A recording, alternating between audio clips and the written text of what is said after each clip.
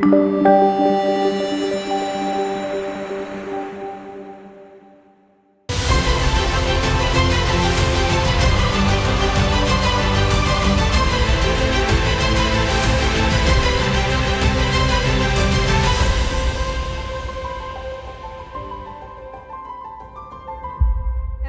today we'll be reading Judges 18 through 21. Just want to get a little prefix here. I have had dyslexia my entire life, so there are some words in here that may be difficult for me to read, but we will get through it together. So bear with me. We're going to start in chapter 18. In those days, Israel had no king, and in those days the tribe of the Danites was seeking a place of their own where they might settle, because they had not yet come into an inheritance among the tribes of Israel. So the Danites sent 5 of their leading men from Zorah and Eshtaol to spy out the land and explore it. These men represented all the Danites. They told them, "Go and explore the land." So they entered the hill country of Ephraim and came to the house of Micah, where they spent the night. When they were near Micah's house, they recognized the voice of the young Levite. So they turned in there and asked him, "Who brought you here? What are you doing in this place? Why are you here?" He told them what Micah had done for him and said, "He has hired me, and I am his priest." Then they said to him, "Please inquire of God to learn whether our journey will be successful." The priest answered them, "Go in peace. Your journey has the Lord's approval." So the 5 men left and came to Laish, where they saw that the people were living in safety, like the Sidonians, at peace and secure. And since their land lacked nothing, they were prosperous. Also, they lived in a long way from the Sidonians and had no relationship with anyone else. When they returned to Zorah and Eshtaol, their fellow Danites asked them, How did you find things?" They answered, "Come on, let's attack them. We have seen the land and it's very good. Aren't you going to do something? Don't hesitate to go there and take it over. When you get there, you will find an unsuspecting people and a spacious land that God has put into your hands, a land that lacks nothing whatsoever." Then 600 men of the Danites, armed for battle, set out for Zorah and Eshtaol. On their way, they set up a camp near Kiriath Jearim in Judah. This is why the place west of Kiriath Jearim is called Mahanadan to this day. From there they went on to the hill country of Ephraim and came to Micah's house. Then the 5 men who had spied out the land of Laish called to their fellow Danites, "Do you know that one of these houses has an ephod, some household gods, and an image overlaid with silver? Now you know what to do." So they turned in there and went to the house of the young Levite at Micah's place, and greeted him. The 600 Danites, armed for battle, stood at the entrance of the gate. The 5 men who had spied out the land went inside and took the idol, the ephod, and the household gods, while the priest and the 600 armed men stood at the entrance of the gate. When the 5 men went into Micah's house and took the idol and the ephod and the household gods, the priest said to them, "What are you doing?" They answered him, "Be quiet. Don't say a word. Come with us and be our father and priest. Isn't it better that you serve a tribe and clan in Israel as priest rather than just one man's household?" The priest was very pleased. He took the ephod, the household god, the idol, and went along with the people, putting their little children, their livestock, and their possessions in front of them. They turned away and left. When they had gone some distance from Micah's house, the men who lived near Micah were called together and overtook the Danites. As they shouted after them, Danites turned and said to Micah, "What's the matter with you, that you called out your men to fight?" He replied, "You took the gods I made and my priest and went away. What else do I have? How can you ask what's the matter with you?" The Danites answered, "Don't argue with us, or some of the men may get angry and attack you, and you and your family will lose your lives." So the Danites went their way, and Micah, seeing that they were too strong for him, turned around and went back home. Then they took what Micah had made and his priest and went on to Laish against the people at peace and secure. They attacked them with the sword and burned down their city. There was no one to rescue them because they lived a long way from Sidon and had no relationship with anyone else. The city was in a valley near Beth Rehob. The Danites rebuilt the city and settled there. They named it Dan after their ancestor Dan, who was born to Israel. Through the city used to be called Laish. There the Danites set up for themselves the idol, and Jonathan, son of the Gershom, and the son of Moses, and his sons were priests for the tribes of Dan until the time of the captivity of land. They continued to use the idol Micah had made all the time the house of God was in Shiloh. Chapter 19. In those days Israel had no king. Now a Levite who lived in the remote area in the hill country of Ephraim took a concubine from Bethlehem, but she was unfaithful to him. She left him and went back to her parents' home in Bethlehem, Judah. After she had been there for 4 months, her husband went to her to persuade her to return. He had with him his servant and 2 donkeys. She took him into her parents' home, and when her father saw him, he gladly welcomed him. His father-in-law, the woman's father, prevailed on him to stay, so he remained with him 3 days, eating and drinking and sleeping there. On the 4th day, they got up early, and he prepared to leave. But the woman's father said to his son-in-law, "Refresh yourself with something to eat. Then you can go." So the 2 of them sat down to eat and drink together. Afterward, the woman's father said, "Please stay tonight and enjoy yourself." And when the man got up to go, his father-in-law persuaded him. So he stayed there that night. On the morning of the 5th day, when he rose to go, the woman's father said, "Refresh yourself. Wait till afternoon." So the 2 of them ate together. Then when the man with his concubine and his servant got up to leave, his father-in-law, the woman's father, said, "Now look, it's almost evening. Spend the night here. The day is nearly over. Stay and enjoy yourself. Early tomorrow morning, you can get up and be on your way home."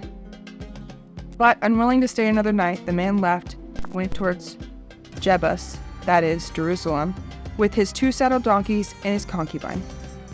When they were near Jebus, and the day had almost gone, the servant said to his master, "Come, let's stop at this city of the Jebusites and spend the night." His master replied, "No, we won't go into any city whose people are not Israelites. We will go on Jebah."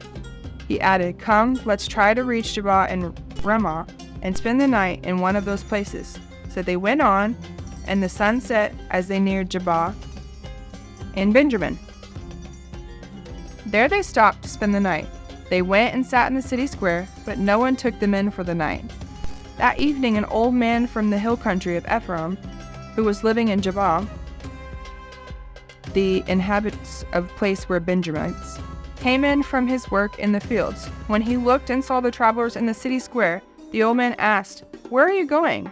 Where did you come from?" He answered, "We are on our way to Bethlehem in Judah, to a remote area in the hill country of Ephraim, where I live. I've been to Bethlehem in Judah, and now I'm going to the house of the Lord. No one has taken me in for the night. We have both straw and fodder for our donkeys, and bread and wine for ourselves, your servants, me, the woman, and the young men with us. We don't need anything." "You're welcome at my house," the old man said. "Let me supply whatever you need. Only don't spend the night in the square." So he took him into his house and fed his donkeys. After they had washed their feet, they had something to eat and drink. While they were enjoying themselves, some of the wicked men of the city surrounded the house, pounding on the door. They shouted to the old man who owned the house, "Bring out the man who came house so we can have sex with him."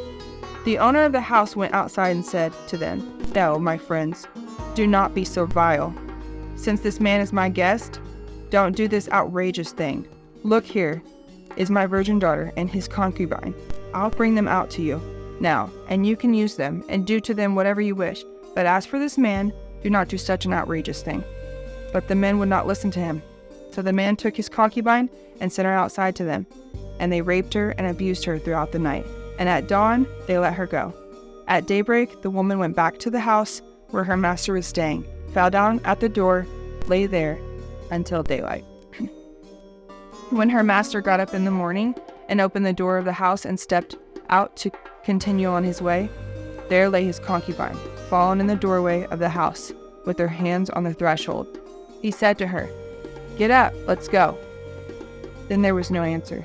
Then the man put her on his donkey and set out for home. When he reached home, he took a knife and cut up his concubine limb by limb into 12 parts and sent them into all the areas of Israel. Everyone who saw it was saying to one another, "Such a thing has never been seen or done, not since the day the Israelites came up out of Egypt. Just imagine. We must do something, so speak up." Chapter 20. Then all Israel from Dan to Beersheba and from the land of Gilead came together as one and assembled before the Lord at Meshbah. The leaders of all the people of the tribes of Israel took their places in the assembly of God's people, 400,000 men armed with swords. The Benjamites heard that the Israelites had gone up on Meshbah. Then the Israelites said, "Tell us how this awful thing happened." So the Levite, the husband of the murdered woman, said, "I and my concubine came to Gibeah in Benjamin to spend the night. During the night, the men of Gibeah came after me and surrounded the house, intending to kill me. They raped my concubine, and she died. I took my concubine, cut her into pieces, and sent one piece to each region of Israel's inheritance, because they committed the lewd and outrageous act in Israel. Now, all you Israelites, speak up and tell me what you have decided to do." All the men rose up together as one, saying, "None of us will go home. Not one of us will return to his house. But now this is what we'll do to Gibeah. We'll go up against it in the order decided by casting lots. We'll take 10 men out of every 100 from all the tribes in Israel, and 100 from the 1,000, and 1,000 from the 10,000, to provisions for the army. Then the army arrives at Gibeah in Benjamin. It can give them what they deserve for this outrageous act done in Israel." So all the Israelites got together and united as one against the city. The tribes of Israel sent messengers through the tribe of Benjamin, saying, "What about this awful crime that was committed among you? Now turn those wicked men at Gibeah over to us, so that we can put them to death and purge the evil from Israel." But the Benjamites did not listen to their fellow Israelites. From their towns they came together to Gibeah and to fight against the Israelites. At once the Benjamites mobilized 26,000 swordsmen from their towns, in addition to the 700 able young men from those living in Gibeah. Among all those soldiers there were 700 selected troops who were left-handed, each of whom could sling a stone at a hair and not miss. Israel, apart from Benjamin, mustered 400,000 swordsmen, all of them fit for battle. The Israelites went out to Bethel and inquired of God. They said, "Who of us is to go up first to fight against the Benjamites?" The Lord replied, "Judah shall go first." The next morning the Israelites got up and pitched camp near Gibeah. The Israelites went out to fight the Benjamites and took up battle positions against them at Gibeah. The Benjamites came to Gibeah and cut down 22,000 Israelites on the battlefield that day. But the Israelites encouraged one another and again took up their positions where they had stationed themselves the first day. The Israelites went up and wept before the Lord until evening. And they inquired of the Lord. They said, "Shall we go up again to fight against the Benjamites, our fellow Israelites?" The Lord answered, "Go up against them." Then the Israelites drew near to Benjamin the second day.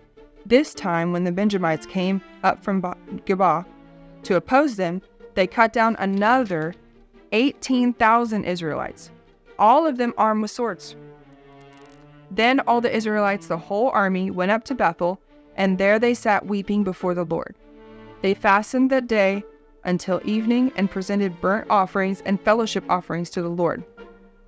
And the Israelites inquired to the Lord. In those days the ark of the covenant of God was there, with Phinehas son of Eleazar, the son of Aaron, ministering before it. They asked, "Shall we go up again to fight against the Benjamites, our fellow Israelites, or not?"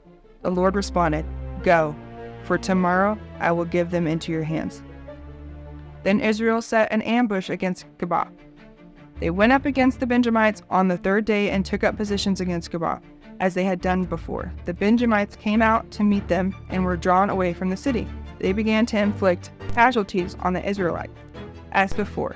So that about 30 men fell in the open field and on the roads, the one leading to Bethel and the other to Geba. While the Benjamites were saying, "We are defending them as before," the Israelites were saying, "Let's retreat and draw them away from the cities to the roads." All the men of Israel moved from their places and took up positions in Bala Tamar, and the Israelite ambush charged out in its place, on to the west of Geba. Then 10,000 of Israel's able young men made a frontal attack. The fighting was so heavy that the Benjamites did not realize how near disaster was. The Lord defeated Benjamin before Israel, and on that day the Israelites struck down 25,100 Benjamites, all armed with swords. Now the men of Israel had given way before Benjamin because they had relied on the ambush that had set near Geba. Those who had been in ambush made a sudden dash into Geba, ran out, and put the whole city to the sword. The Israelites had arranged the ambush that they should send up a great cloud of smoke from the city, and then the Israelites would counterattack. The Benjamites had begun to inflict casualties on the Israelites, about 30, and they said, "We are defeating them as in the first battle." But when the column of smoke began to rise from the city, the Benjamites turned and saw the whole city going up in smoke. Then the Israelites counterattacked, and the Benjamites were terrified because they realized that disaster had come on them. So they fled before the Israelites in the direction of the wilderness. But they could not escape the battle, and the Israelites who came out of the towns cut them down there. They surrounded the Benjamites, chased them, and easily overran them in the vicinity of Geba on the east. 18,000 Benjamites fell, all of them valiant fighters. As they turned and fled towards the wilderness to the road of Rimmon, the Israelites cut down 5,000 men along the roads. They kept pressing after the Benjamites as far as Gittim and struck down 2,000 more. On that day, 25,000 Benjamite swordsmen fell, all of them valiant fighters.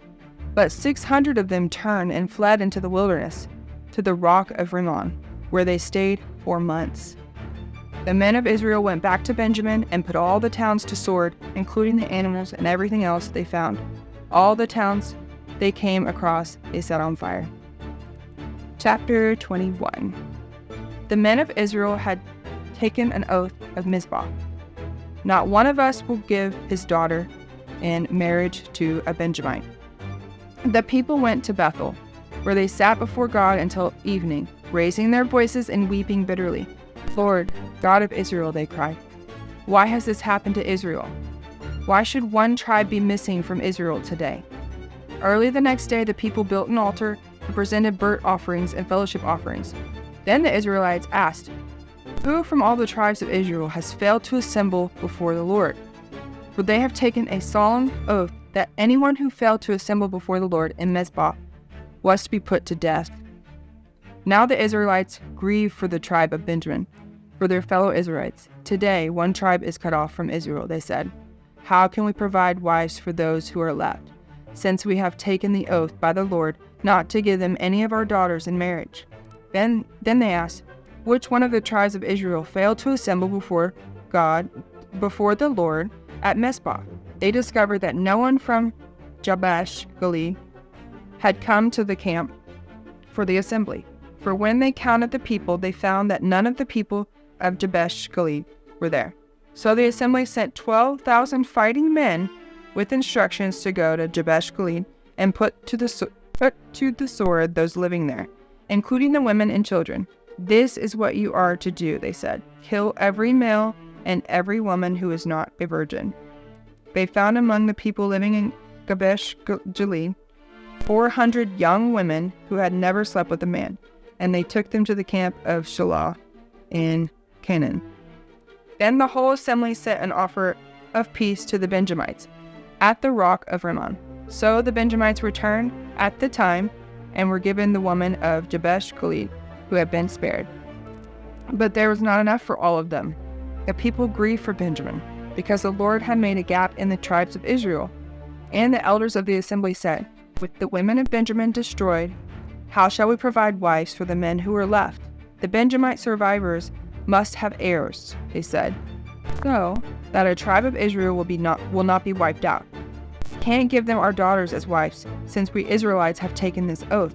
Cursed be anyone who gives a wife to a Benjamite. But look, there is an annual festival of the Lord in Salah, which lies north of Bethel, east of the road that goes from Bethel to Shittim, and south of Lebonah." So they instructed the Benjamites, saying, "Go and hide in the vineyards and watch." When the young women of Salah came out to join in the dancing, rush from the vineyards, and each of you seize one of them be your wife. Then return to the land of Benjamin. When their fathers or brothers complain to us, we will say to them, "Do us the favor of helping them, because we did not get wives for them during the war. You will not be guilty of breaking your oath because you did not give your daughters to them." So that is what the Benjamites did. While the young women were dancing, each man caught one and carried her off to be his wife. Then they returned to their inheritance and rebuilt their towns and settled in them. At that time, the Israelites left that place and went home to their own tribes and clans, each to his own inheritance. In those days, Israel had no king. Everyone did as they saw fit.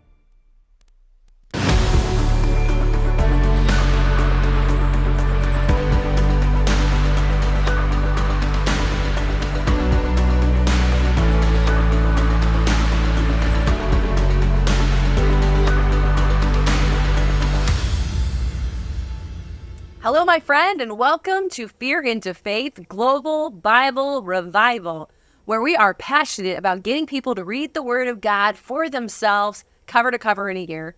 My name is Summer Day, and I am in the studio with Emily Houston. And let me just warn you really quick, just full disclosure, she's way too much fun, and I think this is going to be one of the funnest, craziest, wildest interviews that I've had so far. Let's do it. So good. Well, beautiful Emily, tell us a little bit about yourself. Where are you from? Sure. Married, kids, all those things. All the things. Okay. I am from Northwestern Hills. I still live in Northwestern Hills, Texas. I have 3 beautiful daughters. They're 6, 4, and 2. Love it. And I am divorced a year and a half now, about a year and a half. I married my high school sweetheart, and we were together for about 14 years. Wow. I did everything I could to stay in that marriage until there was no way that I could stay any longer. Wow. So the miracle is that I'm still alive today. Wow. Wow.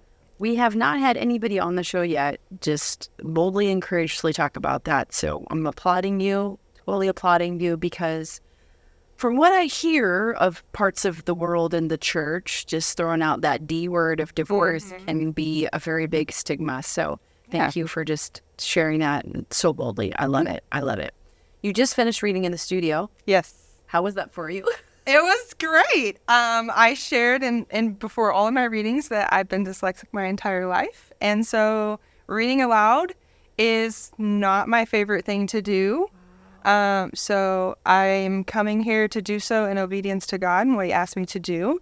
And there was some fumbling of words, but I'm humble and open and transparent, and that's who I am. So good. And that's what we wanted. We did not want perfection on this show.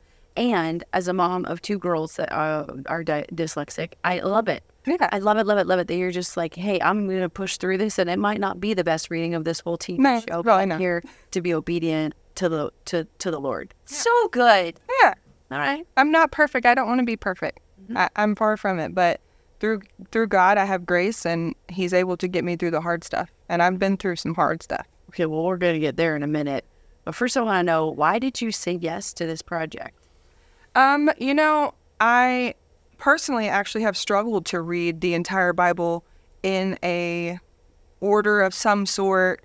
And so I have read the entire Bible. I've read it in different chunks and not in a actual, lined out reading. And so I want to be a part of that this year and reading it in a lined out reading. And every time I read, I could read the chapter of Jeremiah any chapter in the book and I can read it 3 times and I'm going to get something different every time. Yeah. So it's encouraging to read the Bible within a year, but it's also encouraging to continue to read it. That's not a year of reading it and you're done. It's continuing to read it because you're going to get something different. God's going to speak to you differently in whatever stage of life that you're in. So I think it's important, and I want to support anybody who wants to do that. Why do you think it's important for people to read the Word of God? Not just go to church every Sunday, but read His Word for themselves.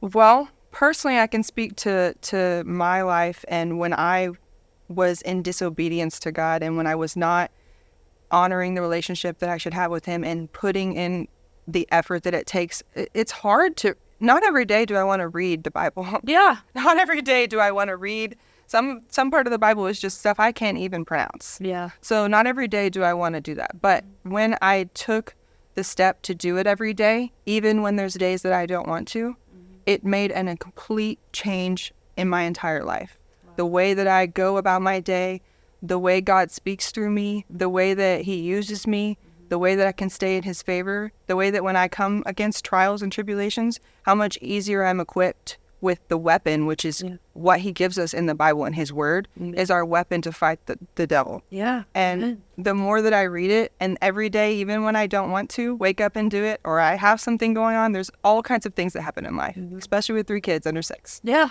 But I make the time to do it, and being obedient in that, I get favor. I stay in God's favor, and I have a weapon when the devil tries to come upon me, because he will. I'm not perfect. Yeah. And I'm equipped with my weapon, which is the Bible. So good. Yeah. I love it. Yeah. I love it.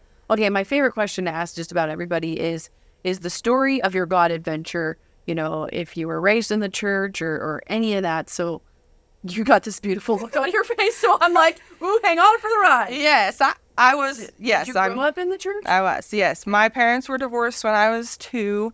My dad's Catholic, my mom's Baptist, so I was a little bit of everything, and then now I'm non-denominational. Are you switching back and forth? So when you visited Dad, you were going to a Catholic church. I was. Was that like an every other weekend? It was every other weekend. One weekend I was Catholic, the next weekend I was Baptist.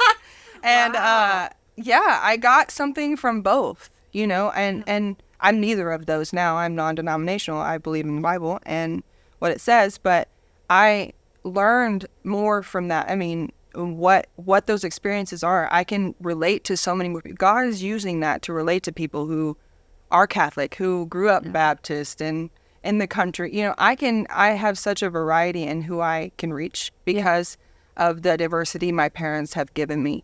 You know, I have an understanding of what it's like to go to Catholic church and get on your knees and pull the pew out and don't talk and you're going to get hit if, you know, and not understanding what's being said. You know, as a kid, it was difficult to understand why are these churches so different? What is the purpose? You know, and I went to a church camp and I came back from church camp. I went to church camp every summer and I came back from church camp and I sat at the dinner table and I told my mom, hey, I just want you to know, I asked Jesus in my heart while I was at church camp. And my mom's just bawling. What was the church camp? Was it a Baptist church camp? Okay. Yeah, it was Baptist and how church. Old were you? I was 8. 8. No, I'm sorry. I was 9. 9. Okay. And you came home and you're like, hey, Mom, by the way. Okay. And she was crying at the dinner table and she's like, this is the greatest thing ever. We got to go get you baptized at Wiley Baptist Church where I grew up. All my kids are going to get baptized there. And I'm like, okay, yeah, they told me to baptize is the next thing to do. So, you know, I'm very type A person. I'm like, what do we need to do? You know, how can I? Yeah. And, you know, being... You can check out the rest of this interview right here or by going to BibleRevival.tv. And if this show has blessed you, you can help us bless others by partnering with us for as little as $20 a month and help us to expand the reach of this show. We'd also like to invite you to join our Kingdom Discipleship Program, where you have an opportunity to get on weekly Bible Zoom calls with us and people around the world to deep dive into His Word. And you can check all that out at BibleRevival.tv. I'll see you next time, my friend.